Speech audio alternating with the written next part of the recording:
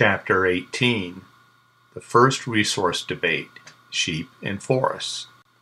Of all the conflicts over land use the Forest Service has been involved in since its beginnings, the most persistent may be that over grazing privileges. When the 1891 Act fostered creation of forest reserves from the public domain lands, it was already an established practice for residents adjacent to the newly declared forest reserves to graze domestic livestock on these lands. The practice raised the issue of what was to be the government policy on the reserves regarding grazing. The new profession of forestry, only recently adopted from European teachings, had little to say about this subject because foresters were focused on trees and watershed protection. Yet, grazing demanded immediate attention by government forest managers because it was an ongoing problem with grazers demanding use of mountain rangelands. The final resolution of the issue combined politics and science. Western ranchers were some of the strongest opponents of the creation of forest reserves because of their fears of grazing prohibitions. Concerned with erosion and other problems caused by overgrazing, the Secretary of Interior did ban grazing on federal forest reserves in 1894. This action led to public debate centered on the role of sheep in forest destruction.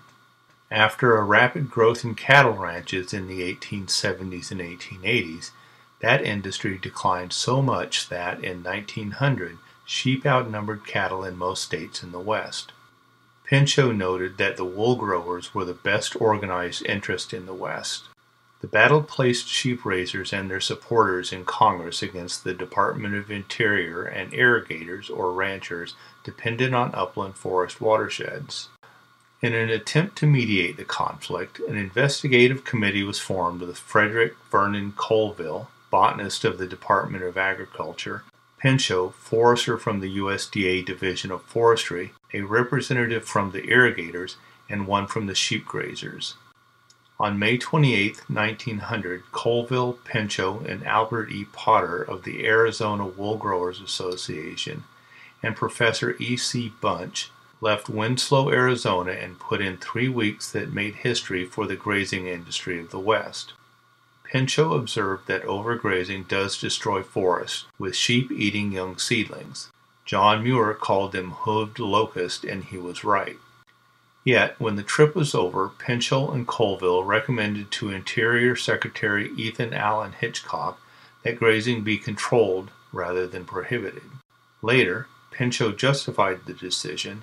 In the early days of the grazing trouble, when the protection of the public timberlands was a live political issue, we were faced with this simple choice: shut out all grazing and lose the forest reserves, or let stock in under control and save the reserves for the nation. This was based on the reality that many livestock producers did not oppose the reserves themselves as much as they reacted to the banning of grazing on the reserve lands. It was not politics alone that led to the change in policy. Science, that is, range research, played an important role as well. Range research began in the USDA Department of Botany. Colville was asked by the Division of Forestry to carry out the first study in the summer of 1897 in the Cascade Mountains of Oregon. Based on his observations of existing grazing practices, Colville concluded that sheep would not harm the range if properly controlled. By 1897, the Department of Interior had gradually permitted cattle on the forest reserves, but sheep were still banned except in the Cascades of Oregon and Washington, an exception that was granted perhaps because General Land Office Commissioner Binger Herman was from Oregon. Colville took a middle position, calling for neither abolition of reserves nor the exclusion of sheep, recognizing that the welfare of people would be better served by a special tract permit system. This concept became the basis of grazing policy in the Department of Interior and later the Forest Service. The plan called for a permit to graze a designated number of animals in a specific location to prevent overgrazing damage. Administration of this system was to be paid for by permit fees. The Forest Service began to impose fees in 1906. The revenues from grazing exceeded those from timber every year until 1910, and then periodically until 1920.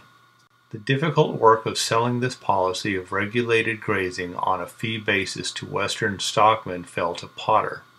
Impressed by Potter, Pinchot hired him in 1901 to serve as grazing expert and appointed him in 1905 to be chief of grazing. Potter had been a sheep rancher in Arizona and understood the people and issues involved in the conflicts over regulated grazing. He served well in a difficult job until his resignation in 1920. The imposition of regulations was resisted by grazers, but research results helped support the Forest Service grazing practices and policies. Selected by Potter and Colville, James Jardine and Arthur Sampson conducted grazing studies beginning in 1907 on the Wallowa National Forest in Oregon. The early research by Sampson on grazing and plant succession provided the grounds for deferred and rotation grazing. In 1910, Jardine was appointed chief of the Forest Service's newly created Office of Grazing Studies.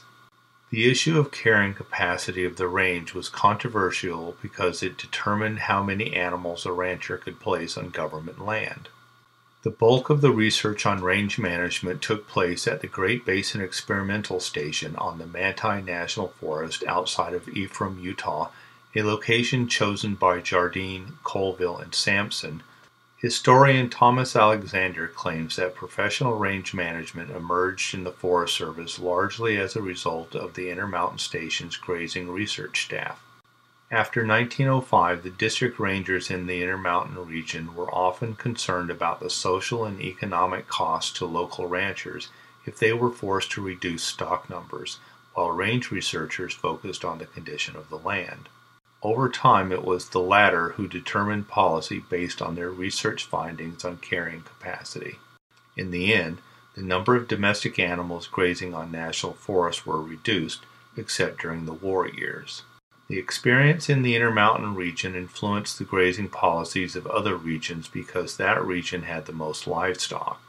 On the issue of grazing, by the late 1920s, the Forest Service had shifted from rule of thumb management to scientific range management.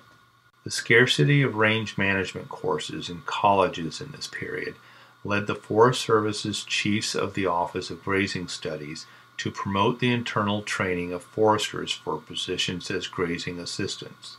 Forest Service specialists labored to provide information as well, with Jardine especially credited for his numerous publications, including the first comprehensive report on range management published in 1919 with the help of Mark Anderson.